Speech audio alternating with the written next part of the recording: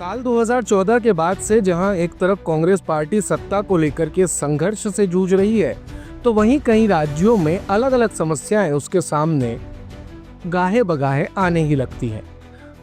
अब ताज़ा खबर कांग्रेस को लेकर के राजस्थान से है, जहां पर बुजुर्ग और युवा नेता कहीं ना कहीं बयानबाजी ही कह लें आमने सामने दिखाई दे रहे हैं। एक तरफ जहां युवा नेता कई बार ये कह चुके हैं कि हमें भी तो मौका मिले, हम कब आगे आएंगे, तो वहीं अब कांग्रेस के एक बुजुर्ग नेता ने ये कह दिया है कि वो अभी भी 75 साल की उम्र में चुनाव लड़ने का दम रखते हैं।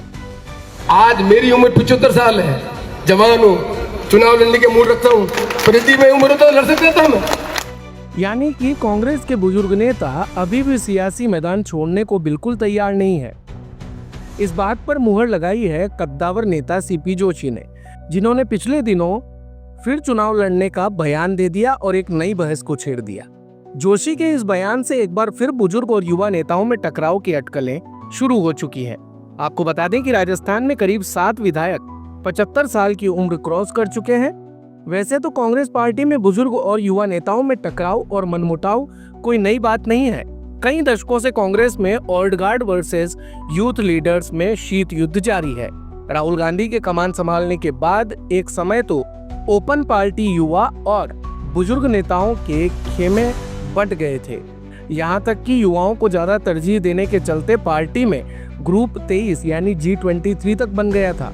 अब एक बार फिर वरिष्ठ नेता सीपी जोशी के बयान से युवा और बुजुर्ग नेताओं में टकराव की चर्चाएं हैं, क्योंकि सीपी जोशी ने साफ कहा है कि वो 75 साल की आयु में भी चुनाव लड़ने का दम रखते हैं। सीपी जोशी के इस बयान के आधार पर अगर राजस्थान के नेताओं की एज प्रोफाइल पर नजर डालें तो कई चौंकाने वाले आंकड़े सामने आए हैं। यानी कांग्रेस के मौजूदा 4 विधायक तो पहले ही 80 साल की उम्र क्रॉस कर चुके हैं। इनमें शांति धारीवाल, दीपचंद खेरिया, हरिमोहन शर्मा और दयाराम परमार सबसे बुजुर्ग एमएलए हैं। वहीं करीब आधा दर्जन से ज्यादा नेता 70 साल पार हो चुके हैं।